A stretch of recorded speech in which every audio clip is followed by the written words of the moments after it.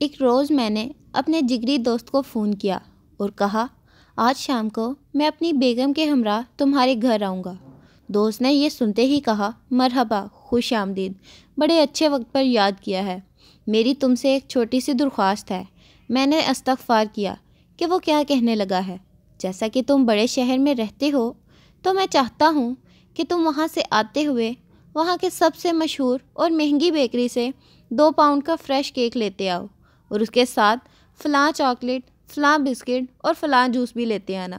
میں نے کہا کیوں، کیا یہ ہماری دعوت کا اختتام ہے؟ دوست نے کہا نہیں، یہ تمام اشیاء میرے بیٹے کی پسندیدہ ترین چیزیں ہیں اور آج میں اپنے بیٹے کے ساتھ اس کی کامیابی کا جشن منانا چاہتا ہوں، لیکن اس وقت میں باہر نہیں جا سکتا اور میں اسے اس بات کا احساس کرائے بغیر حیران کرنا چاہتا ہوں۔ میں نے دوست کی مطلوبہ چیزیں خریدی، بیکری کا بل بھی ٹھیک ٹھاک بن گیا۔ میں نے رقم ادا کی، سامان لیا اور دوست کے گھر کی طرف روانہ ہو گیا۔ جب وہاں پہنچے تو تھوڑی دیر بعد ہی اس دوست نے اپنے بیٹے کو سرپرائز دیتے ہوئے جشن کا اختتام کر دیا اور یوں وہ شام خوشیوں سے بھر گئی۔ رات گئے جب میں نے دوست سے اجازت چاہی تو اس نے کہا میرے پاس کیک کا ایک بڑا ٹکڑا بچا ہے، برائے کرم مجھے شرمندہ نہ کیجیے گا اور اسے اپنے بچوں کے واسطے لے جائیں۔ اس نے فقط وہی ڈبہ مجھے تھما دیا جو میں لایا تھا، اس کے علاوہ نہ ہی مجھے وہ رقم دی جو میں نے خرچ کی تھی اور نہ ہی پیسوں کا ذکر کیا۔ اس نے کیک کے ٹکڑے کے ساتھ مجھے الوداع کہا۔ میں وہاں سے رخصت ہوا اور واپسی پر سارے راستے اسے کوستا رہا اور اس وقت کو کوستا رہا جب میں نے اسے بتایا کہ میں اس کے ساتھ کچھ وقت گزارنے کے لیے آ رہا ہوں۔ گاڑی میں میری بیگم نے یہ کہہ کر تسلی دینے کی کوشش کی کہ شاید آپ کا دوست ادائیگی کرنا بھول گیا ہے، وہ کل ضرور یاد کرے گا اور آپ کو فون کرے گا، معذرت کرے گا اور پیسے بھی بھجوا دے گا۔ لیکن میں کہتا رہا کہ اس نے مروتاً بھی نہیں پوچھا، لہٰذا یہ روایی یاری دوستی کا استحصال اور ادب و احترام کی منافی ہے۔ میں بدستور غصے میں بڑبڑاتا رہا۔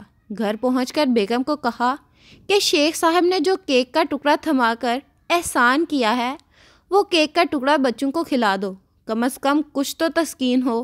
اس نے ڈبہ کھولا تو اس میں کیک کا ایک ٹکڑا اور پوری رقم کے ساتھ شکریہ کا رکا ملا، جس پر یہ تحریر تھا میرے دوست، باوجود اس کے کہ یہ بڑی رقم ہے مگر میں جانتا ہوں کہ تم مجھ سے کسی بھی صورت میں پیسے نہیں لوگے، اس لیے میں نے تمہارے علم میں لائے بغیر ڈبے میں رکھ دیے ہیں۔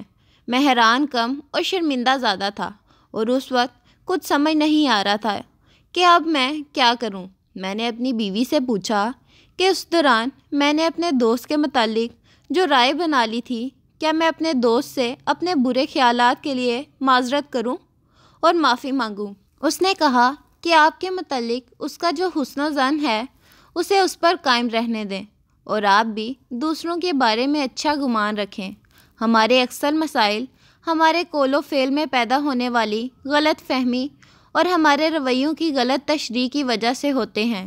کاش ہم ایک دوسرے کے لیے ایسے ہی اچھے بہانے بنا سکتے جیسے میرے دوست نے کیک کے ٹکڑے کے بہانے ڈبے میں پیسے رکھ دیے تھے۔ مزید اچھی ویڈیوز کے لیے میرے چینل کو لائک، سبسکرائب اور شیئر کریں۔